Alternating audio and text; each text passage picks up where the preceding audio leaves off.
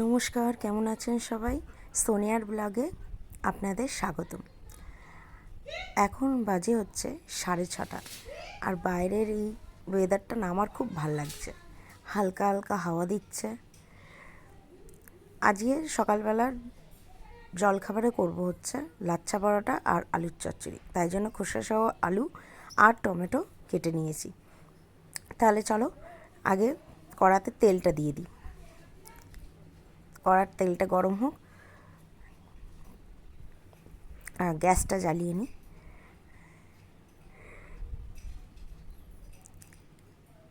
সকালবেলা উঠতে যেমন ভাল লাগে, তেমন সকালবেলা যদি একটুখানি জলখাবারটাও একটুখানি যদি টেস্টফুল হয়, তাহলে তো ব্যাস পুরো জমে গেল।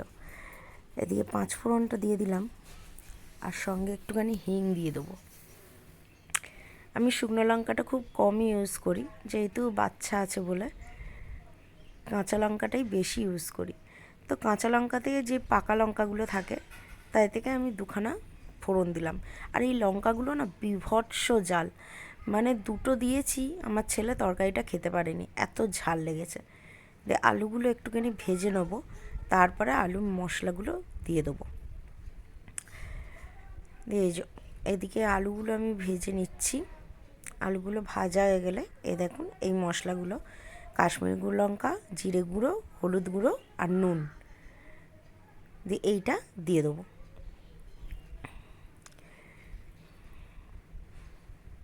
দাঁড়ান, আলুগুলো আগে দেখি সিদ্ধ হয়েছে কিনা। খোসা সহ আলু না একটুখানি সিদ্ধ হতে দেরি হয়।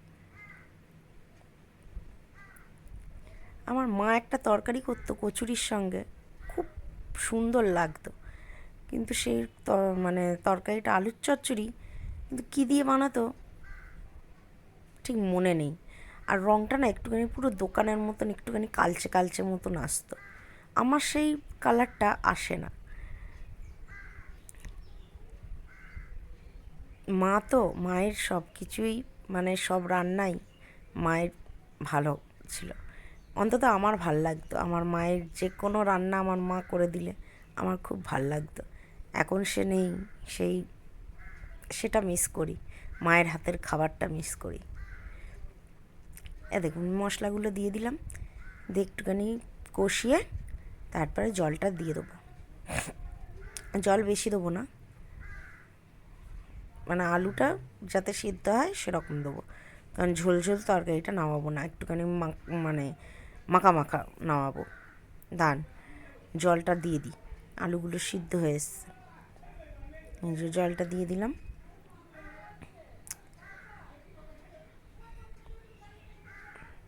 জলটা বললাম অল্প দেবো, কিন্তু বেশি পড়ে গেল। তাও ঠিকই ছিল, বেশিক্ষণ লাগেনি আলুর তরকারিটা হতে। এদিকে গ্যাসটা কমিয়ে দিলাম। দেখুন এটা হোক, ততক্ষণ চাটা বানিয়ে নিই। চলুন, অল্প একটুখানি দুধ রেখে দিয়েছিলাম সুজির জন্য, আর বাকিটা ইন্ডাকশানে চায়ের জন্য বসিয়েছি। দেখুন অল্প একটুখানি আদা নিয়েছি, 4টে মতন গোলমরিচ নিয়েছি, আর 2টো লবঙ্গ নিয়েছি, একটা ডালচিনি অল্প, আর ওই ছোটো এলাচ দিয়ে এগুলোকে আগে করে নিই, থিতো করে নিই। দেখুন হামাল দিস্তে থেতা হয়ে গেছে, এবার এটা দিয়ে দেবো। দান তরকারিটা একবার দেখে নিই। দেখুন ঝোলটা অনেকটাই মুড়ে এসছে, আলুটাও একটুখানি সিদ্ধ আর একটু হবে। আলুটা হোক একটুখানি সিদ্ধ, তারপরে একটুখানি চিনি দেবো। দেখুন অল্প একটুখানি চিনি দিয়ে দিলাম, দিয়ে এইবার আস্তে আস্তে এটা হোক, হয়ে গেলে ভাজা মশলা দিয়ে নামিয়ে নেব। এদিকে চাটাও হয়ে এসছে। দান চাটা না কাপের আগে ঢেলে নিই, আগে ওদেরকে দিয়ে আসি, অনেকটাই 7টা বেজে গেছে। এই যে সকালের 1 কাপ চা, আমি তোমাকে ভালোবাসি, রেডি। এই ভাজা মশলাটা দিয়ে দিলাম।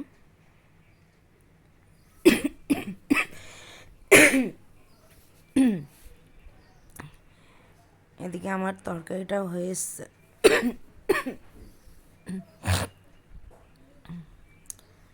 তরকারিটা আর একটু ঝোলটা মরবে, এতটা ঝোল ঝোল রাখবো না। এই যে তরকারি রেডি। এইবার যাব সুজির হালুয়া বানাতে। তো সুজির হালুয়া বানানোর জন্য কড়ার মধ্যে আমি ঘি দিয়ে দিয়েছি। বাড়িতে সেই দিনকে যে ঘিটা বানিয়েছিলাম সেই ঘিটাই আমি দিয়েছি। দিয়ে একটুখানি দারচিনি আর ছোটো এলাচ দিয়ে দিলাম। এবার সুজিটা দিয়ে দেবো। পাশ থেকে আমার হাজব্যান্ড বলছে যে আর একটু মনে হয় লাগবে, কিন্তু আমি ওকে বললাম যে না, লাগবে না। কিন্তু হ্যাঁ, যখন সুজিটা যখন ঘিয়ের মধ্যে মেশালাম তখন একদম দেখুন কইটুকখানি হয়ে গেল। ওই জন্য আর একটুখানি দিয়ে দিলাম সুজি। এবার এটাকে ভাজা ভাজা করে নেবো। এটা একটুখানি ভাজা ভাজা হয়ে এলে, মানে হালকা একটুখানি রেডিশ হয়ে এলে তারপরে এর মধ্যে একটুখানি চিনি দিয়ে দেবো, মানে মাপ অনুযায়ী, অল্প নয়। কারণ হালুয়া যদি খাই তাহলে হালুয়ার মতনই খাই না, তাও মানে হালুয়ার মধ্যে কাজু বাদাম কিশমিশ পড়া, আমি তো তাও তো দিলাম না। এবার এটা ভাজা হয়ে গেছে, এ দেখুন চিনিটা দিয়ে দিলাম। এবার এটা দিয়ে একটুখানি নেড়ে নেবো ভালো করে, একটুখানি এদিক ওদিক করে নাড়িয়ে নেবো। দিয়ে হয়ে গেল। হয়ে যাওয়ার পরে এর মধ্যে গরম দুধটা দিয়ে দেবো। গরম দুধ হোক, ঠান্ডা দুধ হোক, যাই দুধ হোক, মানে যাই দুধ বলতে কি, সে গ্যাস এই ফ্রিজ থেকে সঙ্গে সঙ্গে বের না করে দিলেই হবে। আর আপনারা তো এক্সপার্ট, আপনারা তো জানবেন যে সুজির হালুয়া কী করে করতে হয়। ভিডিও বানাতে গিয়ে যদি কোনো ভুল করে থাকি তাহলে ক্ষমা করে দেবেন। নিজের বোন বা দিদি বা বৌদি ভেবে ক্ষমা করে দেবেন, ঠিক আছে? আর আমার পাশে থাকতে ভুলবেন না। আপনাদের ভালোবাসা থাকলে আমি অনেক এগিয়ে যাব। আপনাদের ভালোবাসাটা দরকার। আর ভালো লাগলে ভিডিও অতি অবশ্যই লাইক, কমেন্ট, সাবস্ক্রাইব, শেয়ার করতে ভুলবেন না কিন্তু। শেয়ার যদি না করেন, সাবস্ক্রাইব যদি না করেন, তাহলে আমার পাশে থাকবেন কি করে আপনারা? এ দেখুন কথা বলতে বলতে আমার সুজির হালুয়া হয়ে গেল। এদিকে ময়দাটা নিয়ে চলে এলাম। দিয়ে এবার ময়দাটাকে কেরামতি করে লাচ্ছা পরোটা বানাবো। চলুন, ফার্স্ট টাইম ট্রাই করছি, ভুল ত্রুটি হলে ক্ষমা করে দেবেন। কারণ জানি না, আমি এইটা ফার্স্ট টাইমই ট্রাই করছি। আমি লাচ্ছা পরোটা কোনো দিন বানাইনি। এইটা বেলে নিলাম। বেলে নিয়ে আমার হাজব্যান্ড মানে খুব সুন্দর লাচ্ছা পরোটা বানাতে পারে, তো আজকে আমি বানাতে গেলাম, দেখি পারি কি না। কমেন্টসে জানাবেন কিন্তু পারছি কি না। অল্প একটুখানি তেল দিয়ে দিলাম, দিয়ে অল্প একটুখানি ময়দা দেবো। দিয়ে তেলটা মাখানো হয়ে গেছে, দিয়ে এবার একটুখানি ময়দা দিয়ে দিই। দাঁড়ান, ময়দা দিয়ে দিলাম। দিয়ে ময়দাটা একটুখানি মাখিয়ে নিই। মাখিয়ে নেওয়া হয়ে গেলে তারপরে সাইডটা কুচুত করে কেটে দেবো। এ দেখুন কী সুন্দর কেটে দিলাম। এবার এটাকে আস্তে আস্তে মুড়িয়ে নিই। মোড়া হয়ে গেল। এইটাকে না আমার ছেলে কি বলে বলুন তো, ছোটোবেলায় বলতো, মানে একদম যখন ছোট ছিল তখন মানে কথা বলতে পারতো না, যেহেতু আইসক্রিমের কোনের মতন দেখতে হয় মোড়াটা হয়ে গেলে, তখন ওই জন্য ও বলতো যে আইসক্রিম, ও মা আইসক্রিম বানাও না। দিয়ে খুব ভাল লাগতো। এখন অবশ্য শিখে গেছে সব কিছু। এই দেখুন এটা বেলা হয়ে গেল। এই যে একটুখানি তেল দিয়ে দিলাম। দিয়ে চলুন এটাকে ভালো করে ভেজে নিই।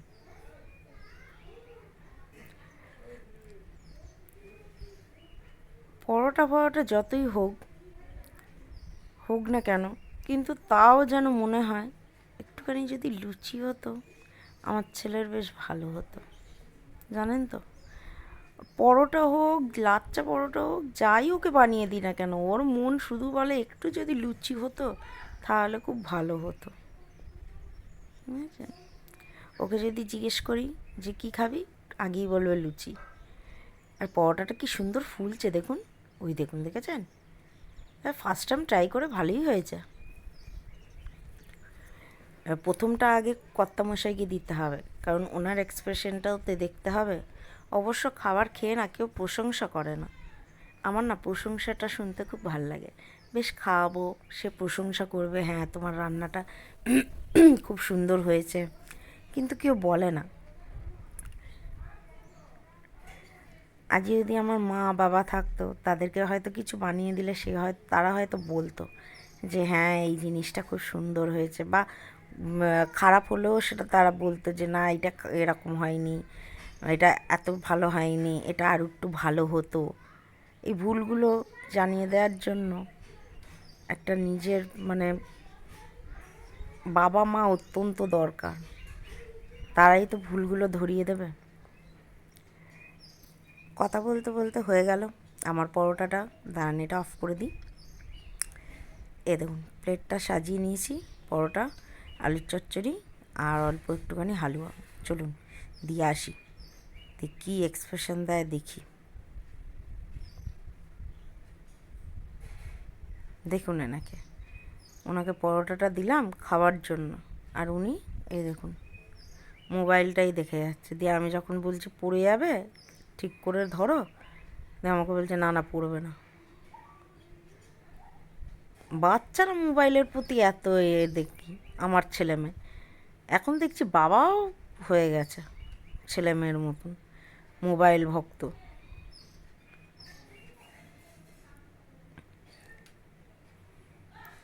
দেখুন খেয়ে নিল, দিয়ে যখন জিজ্ঞেস করছি তখন বলছে যে হ্যাঁ ভালো।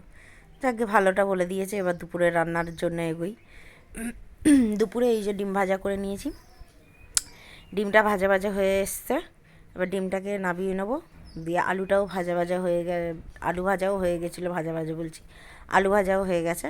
এদিকে পেঁয়াজটা বসিয়ে দিয়েছি, অল্পখানি দালচিনি, এলাচ আর তেজপাতা জিরে ফোড়ন দিয়ে পেঁয়াজটা ভাজতে দিয়ে দিয়েছি। এই যে ডিম ভাজা আর ডিম আর আলু ভাজা রেডি।